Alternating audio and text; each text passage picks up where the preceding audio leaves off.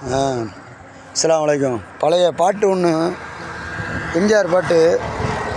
அந்த பாட்டு நீங்கள் கேள்விப்பட்டிருப்பீங்க எல்லாரும். நல்லவராவதும் தீயவராவதும் அன்னை வளர்ப்பினிலே. ஒரு நல்ல அருமையான வரிகள்.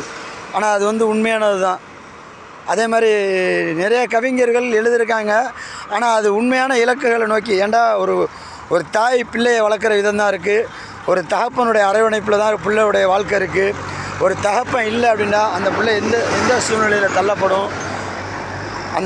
அதனுடைய வேதனைகளும் வலிகளும் உணரக்கூடியவங்களும் தான் உணர முடியும். எல்லாத்துக்கும் உணர முடியாது. ஏன் அப்படின்னா என்னுடைய தாய் என்னை வளர்த்த விதம் சரியான விதம். அதனால் இன்றைக்கி அல்லாஹ் தஆலா எந்த சூழ்நிலையிலையும் கைவிடாமல் வாழ வச்சுக்கிட்டு இருக்கான். இப்போ இருக்கிற நிலையில் ஒன்னொரு கவிஞன் எழுதுனது தான் என்ன வருது, கஷ்டப்பட்டு உழைச்சி முன்னேற பாரு, இஷ்டப்பட்டு ஒருத்தி பின்னால் வருவா, காசுக்குத்தான் மதிப்பு இருக்குது, இங்கே மனுஷனுக்கு எங்கே இருக்குது அப்படின்னு ஒரு வரி. இதெல்லாம் நினச்சி பார்க்கும்போது, வரிகளை ஆராயும் போது அதனுடைய அர்த்தங்கள் எல்லாம் உண்மையாக இருக்கும். அதனால் என்ன தான் நம்ம காசு பணம் இல்லை அப்படின்னு சொல்லி சொன்னாலும், துனியா பற்றி பேசினாலும், தீனை பற்றி பேசினாலும் புரிஞ்சிக்க மாட்டாங்க. இதே ஒரு வசதியான ஆள் அப்படின்னு சொல்லி உட்காந்து பேசினா உட்காந்து கேட்பாங்க. ஏன் அப்படின்னா அது இப்போ உள்ள சூழ்நிலைகள் அப்படி. ஆனால் அப்போ உள்ளவங்க நபிமார்கள் சஹாபாக்கள்லாம் எதையுமே எப்படியுமே ஒன்றுமே இல்லாமல் தான் இருந்தாங்க. ஆடு மேய்க்க இடையினா தான் இருந்தாங்க. மூசா அலைஹிஸ்ஸலாம், நாயகம் ஸல்லல்லாஹு அலைஹி வஸல்லம் ஒரு வேளை சாப்பிட்டுட்டு மறுவேளை சாப்பிட முடியாமல் இருந்தாலும் அவங்க துவா செஞ்சாங்க. அதெல்லாம் கேட்டாங்க. ஏண்டா காலங்கள் சொல்லுவாங்க. அது அப்போ உள்ள காலம். இப்போ உள்ள காலத்தில் எதுவுமே முடியாது. தொழுவை இல்லாமல் வேலை பார்க்க முடியாது. 5 வேளை தொழுவ முடியாது. 5 வேளை தொழுதாக தான் உங்களுக்கு கிடைக்கணும். அப்படி கிடைக்காது.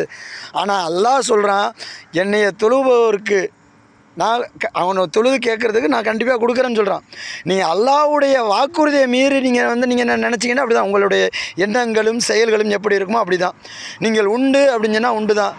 இன்றைக்கி பிறர்களுக்கு நீங்கள் நலனே பேசுங்க, நல்லது தான் நடக்கும்.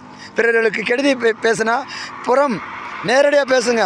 ஸ்ட்ரைட்டு மூஞ்சி பேசுங்க. ஒன்றும் பிரச்சனை இல்லை. நம்மளை கெட்டவன்னு சொல்லிட்டு போயிட்டோமே, அல்லாஹ்வுக்கு பிடிச்ச மாதிரி இருந்துட்டு போவோம். அதனால் தப்பே கிடையாது. உங்களுக்கு பிடிச்சது அல்லாஹ்வுக்கு பிடிக்கணும். அல்லாஹ்வுக்கு பிடிச்ச வாழ்க்கை வாழணும் அப்படின்னா பின்னாடி பேசாதீங்க யாரையும். எதாக இருந்தாலும் டைரெக்டாக பேசுங்க. அதனால் ஒன்றும் தப்பு இல்லை. அல்லாஹ் நம்ம கூட இருக்கிறான் அப்படின்னு சொன்னால் அல்லாஹ் நம்மளுடைய உதவி வேணும். அல்லாஹ்வுடைய உதவி வேணும். நபிமார்களுடைய துவா வேணும். ஷஹாபாக்களுடைய துவா வேணும். இறைநேசர்களுடைய துவாவும் அன்பு வேணும். அப்படின்னா நேருக்கு நேராக பேசுங்க, உண்மையை பேசுங்க. உள்ளத்தில் உங்கள்கிட்ட பணம் இருக்குன்னா இருக்குன்னு சொல்லுங்கள், இல்லைண்டா இல்லைன்னு சொல்லிட்டு போயிட்டே இருங்க.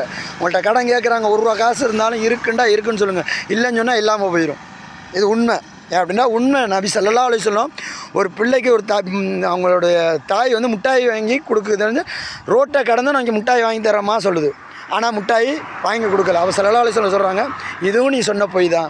இந்தளவுக்கு மார்க்கத்தை நம்ம மேலே வச்சுருக்காங்க. ஆனால் நம்ம மார்க்கத்தை நம்ம எந்தளவுக்கு பண்ணுறோமோ அந்தளவுக்கு நீங்கள் முன்னேறலாம். காலையில் தஜ்ஜத்தோடு நீங்கள் தொழுவை ஆரம்பித்ததோடு நீங்கள் இபாதத்தோடு நீங்கள் செய்யுங்க. எல்லா விதமான நலனும் கிடைக்கும். அதை விட்டு நீங்கள் துனியாவுடைய ஆசைக்கும் வேறு எந்த விதமான ஆசைக்கும் பணம் ஒரு கோடி ரூபா கிடைக்கட்டும், ஆனால் உங்களுடைய தொழுகை இல்லை அப்படின்னு சொன்னால் அதுக்கு பிரயோஜனம் இல்லை. இன்ஷா அல்லாஹ் நல்லதை ஏவி தீயதை தடுக்கும் நல்லடியார்கள் கூட்டத்தில் அல்லாஹ் ஜல்ல ஷஅனஹு வ தஆலா உங்களையும் என்னையும் சேர்த்து வைப்பானாக. ஆமீன் ஆமீன் யா ரப்பல் ஆலமீன். அஸ்ஸலாமு அலைக்கும்.